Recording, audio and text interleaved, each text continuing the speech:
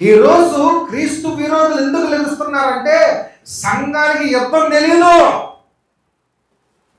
అన్నీ free free free, మీరు అది బాగుపడిపోతే ఇది బాగుపడిపోతే, యేసు దగ్గరికి రండి ఇది బాగుపడిపోతే అని సువార్త మారిపోయింది. ఎందుకు అంటగిస్తున్నారో తెలుసా? సంఘాలన్నీ దీవెనలు ఆశీర్వాదాలు అనుకుంటూ కూర్చున్నారు. దీవెనల కోసం ఆశీర్వాదాల కోసం చల్లబడిపోయి చెప్పబడిపోయి ప్రార్థన లేవు. పూర్వం వారు చేసిన యుద్ధాలు ఇప్పుడు మనం ఏ యుద్ధం చేయాలి? సంగమా లే, నీ కుటుంబాన్ని బలపరచుకో, ముందు ఉదయం సాయంత్రం దాకా చేతులు వెళ్తున్నారు, మీరు వెళ్ళేమో సువార్త చెప్తున్నారు. ఈలోపు ఈయనకి చేతులు నొప్పులు వచ్చాయి, దించేశారు. దించిగానే సువార్త సరిగ్గా జరగట్లేదు. ఇక మళ్ళీ చేతులు ఎత్తినప్పుడు మళ్ళీ యెహోషువ గెలుస్తున్నాడు. ఇది చూసిన కొంతమంది, ఇది చూసిన అహరోను గారు ఒకవైపు, ఊరని ఒక ఆయన ఒకవైపు ఏం చేశారండి? భుజాలు ఎత్తి పట్టు భుజం కలిపారంట. ఇలా భుజం కలుపటం వలన మోషే గారు ఉదయం నుంచి సాయంత్రం దాకా చేతులు ఎత్తి చేసిన ప్రార్థన వలన యెహోషువకు విజయం కలిగింది. దేవుని స్తోత్రం. హల్లెలూయా.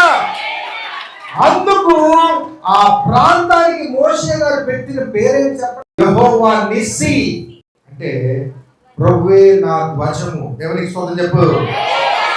నువ్వు ఎత్తాల్సిన మరొక జెండా ఉంది, యెహోవా నామాన్ని ఎత్తుకో.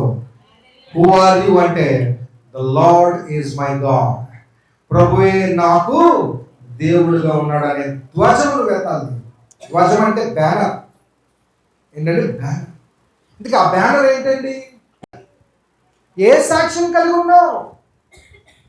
ప్రేమ, సాత్వికము, దీన మనస్సు, దయాలత్వము, కృపావరములతో కలిగిన సాక్ష్యం కలిగి ఉండాలి కదా. నీలోంచి కన్నా ప్రభావము, ప్రేమ వాళ్ళని కరిగించాలంటే దేవుని రాజ్యము మాటలు కాదు, అది శక్తి. ఎవరొస్తున్నారు? మీకు చెప్తున్నారు, నెక్స్ట్ జనరేషన్ పరిశుద్ధాత్మతో నింపబడండి. దేవుని స్తోత్రం చెప్పండి. పరిశుద్ధాత్మ అంటే మీరు అనుకుంటున్నట్టు పాట రాగానే మ్యూజిక్కి గెంతడం పోవడం కాదండి. నీలో పరిశుద్ధాత్మ శక్తి. నువ్వు మాట్లాడితే నీ ఫ్రెండ్స్ మారిపోతారు. నువ్వు సువార్త చెప్తే నీ కాలేజ్ ఫ్రెండ్స్ మారిపోతారు. నువ్వు మాట్లాడితే నీ వీధి వారు మారిపోతారు. అంటే అట్టి కార్యాలు దేవుడు చేస్తాడు. అలాంటి ఆశ ఉన్నవారికే చేస్తాడు. అడగాల్సింది అడగటం లేదు. రొట్టెని అడిగితే రాయిని ఇస్తాడా? చేపను అడిగితే పావుని ఇస్తాడా? అడుగు ప్రతి వారికి మరి శ్రేష్టమైన పరిశుద్ధాత్మని ఇస్తానని వాగ్దానం చేశాడు ఆయన. వాగ్దానం చేసిన దేవుడు చెప్పు, చెప్పగలిగా వాగ్దానం చేసిన దేవుడు నమ్మదగిన వాడు. రాష్ట్రం తెచ్చుకో సంగమా. యుద్ధము చేయు నేర్పుటకు మిమ్మల్ని రెచ్చగొడుతున్నాడు ఒకరిని తయారు చేసి. సైలెంట్గా కూర్చుంటున్నావా? ఆశీర్వాదం పండుగలు అనుకుంటూ ప్రార్థన చేసుకుంటున్నావా? మోకాళ్ళ మీద వంగిపో. మోకాళ్ళ మీద వంగిపోయి, ప్రభువా నాకు అట్టి అభిషేకం కావాలి, నేను కదిలితే సువార్త చెప్పాలి, నేను కదిలితే ఇంటిలో రోగాలు పోవాలా. చెప్పు. ఆ ప్రభావం కోసం ప్రార్థించండి అమ్మలారా, అయ్యలారా. సంగమా, సమయం లేదు ఇక. నీ సాక్ష్యం ఏంటి? నీ సాక్ష్యం రోడ్డు మీద అలా ఉంది. క్రీస్తు అభిషేకం పొందుకున్నావా లేదా? లేకుండా సువార్త చెప్పిన ఎందుకు కార్యాలు జరగటం లేదు? అభిషేకం బలం లేదు కనుక ఈరోజు మనం అట్టి శక్తులు పొందుకోవాలంటే యేసయ్య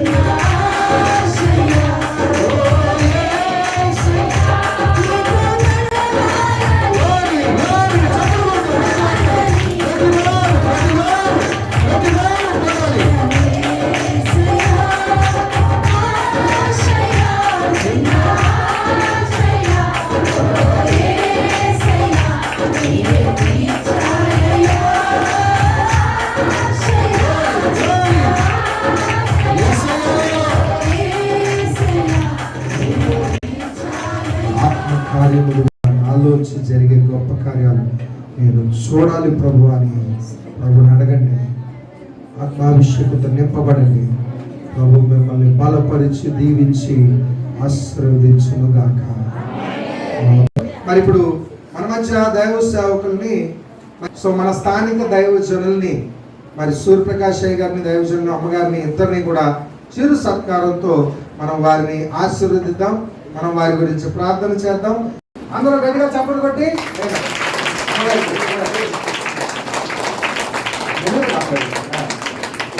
చప్పట్లు కొట్టండి. ఇలా ఊరు వచ్చి కష్టంలో నష్టంలో ఉండి 20 సంవత్సరాల నుంచి పరిచయం చేస్తున్న దైవ సేవకులు గౌరవించుకోకపోతే ఇంకెవరిని గౌరవిస్తాడు మనం? ఇది యేసుకే మహిమ కలుగును గాక. మనుషుల్ని మనం కనపరచడం కాదు, కానీ యేసుకే మహిమ కలుగును గాక. ఆయన మీద ఉన్న ఈ అభిషేకమునకు మనం గౌరవిస్తున్నాం. మనుషుల్ని ఎంత మాత్రం గౌరవించడం కాదు, మనుషుల్ని గొప్పవడం కాదు, కానీ అభిషేకాన్ని మనం గౌరవిస్తున్నాం. మన సేవకుల గురించి, మన గురించి, మన సంఘ విశ్వాసుల గురించి మనం ప్రార్థన చేయాలి. మన దేవ సేవకుల గురించి ప్రార్థన చేస్తారు. బిషప్ అయ్య గారు ప్రార్థన చేస్తారు.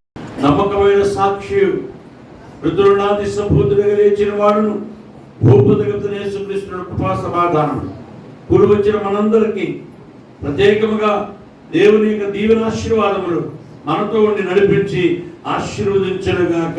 ఆమేన్, ఆమేన్, ఆమేన్. అలాగే మన మధ్య బిషప్ అమ్మగారు, బిషప్ అయ్య గారు ఉన్నారు. వారిని కూడా చిన్న సత్కారంతో మనం గౌరవించుకోవాలి. ఇక్కడ ఉన్న వేదిక మీద డేవిడ్ గారు, అయ్య గారు ఇద్దరు కలిసి వారిద్దరిని సన్మానిస్తారు. అభిషేకిద్దాం. గట్టిగా చప్పట్లు కొట్టి గౌరవించుకుందాం. వారిని గౌరవించుకుందాం. గట్టిగా చప్పట్లు కొట్టండి. అయ్యగారు నిజంగా మీలాంటి అభిషేక్తులు మా ప్రాంతంలో, మన ప్రాంతంలో ఉండడం మనకి ఆశీర్వాదం కాదా? చెప్పండి. వారు ఇంకా నానాటికి అభివృద్ధి చెందుతూ ఈ నది ఎక్కడికి పారునో అక్కడ సమస్తము చిగురించును గాక. ఈ నది, ఈ యొక్క మినిస్ట్రీ ఎక్కడికి వెళ్తే అక్కడికి ఆశీర్వదించబడును గాక. వారి ఆరోగ్యము, వారి బిడ్డలు, వారి మానసిక స్థితి, వారి సంఘాలు, వారి పరిస్థితులు, వారి ఆర్థిక స్థితి, మనవరాలు, ఇంకా అదిగో మనవరాల పెళ్లిలు కూడా చేసి ఇంకా అప్పటికి కూడా స్టిల్ యంగ్ అండ్ ఎనర్జెటిక్. దేవునికి స్తోత్రం. అట్రీతిగా వారిని దీవించును గాక. నిండు మనసుతో ప్రార్థన చేద్దాం. మన మధ్య డేవిడ్ గారు ప్రార్థన చేస్తారు. తను ఫలమని దాసునికి ఆ కుటుంబానికి అనుగ్రహించండి. మీ చేత బల నమ్మకమైన మంచి దాసుడు అనిపించుకోవడానికి సహాయం చేయమని ప్రార్థిస్తూ మహిమయు ఘనతయు ప్రభావమును పొందమని యేసుక్రీస్తు నామములో ప్రార్థించి వేడుకొనుచున్నాము తండ్రి. ఆమేన్. ఇప్పుడు ఇక్కడ డేవిడ్ గారు ఇద్దరు ఉన్నారు, లేకపోతే దైవ సేవకులైనా ఊరు వచ్చి వారి ఉద్యోగాలు మానేసి, వారి సొంత వ్యాపారాలు మానేసి, వారి కుటుంబ భవిష్యత్తును పణంగా పెట్టి ఇన్ని కుటుంబాల కోసం బానిసలుగా ఉంటున్నారు. సో ఏ సేవకుడైనా ఇక్కడ అనుకూల పరిస్థితులు కాదు కదా, చెప్పండి, అవునా కదా? ఇప్పుడు డేవిడ్ గారు గాను, నాయన గాను, ఈయన గాను, నేనైనా సేవకులు ఎవరు అంత ఆషామాషిగా సేవ చేయరండి. ఎన్నో కడుపు మాడుగా రోజులు, తినకన రోజులు, లేవీయులను నా సొత్తుగా చేసుకొనుచున్నానని యెహోవా పలికిన మాట. ప్రభువే మాకు ఆధారమని ఈ ప్రభుత్వం ఇచ్చే రాయితీలు కానీ, లేకపోతే కుటుంబాలు ఇచ్చే రాయితీలు కానీ ఇవేమీ కాదు. ప్రభువే మాకు గమ్యం అనుకుంటూ ఎక్కడెక్కడికి వెళ్ళాలో ఊరిలో వచ్చి సేవకులు గట్టిగా సేవ చేస్తున్నారు. వారి గురించి మనం ఏం చేయాలి చెప్పండి? ప్రతిరోజు ప్రార్థించండి. అలాంటి సేవ చేస్తున్న వారికి గట్టిగా చప్పట్లు కొట్టి వారి గౌరవం, వ్యవసాయకులు చేస్తున్న ఘనమైన పరిచయకులు మీరందరికీ కూడా మీ కుటుంబాన్ని దేవుడు దీవించునుగాక. చక్కని వాక్యాన్ని అందించినటువంటి దేవుని సేవకులు అయ్యగారికి ప్రభునామంలో మనం తెలియజేస్తున్నాను. దేవుడు అద్భుతమైన రీతిలో చక్కని వాక్యాన్ని ఈరోజు మాకు అందించారు. దేవుడు ఇక్కడ ఉన్నటువంటి ప్రతి ఒక్కరు కూడా వాక్యాన్ని బట్టి ఆనందించారు లేదా? దేవునికి స్తోత్రం. హల్లెలూయా.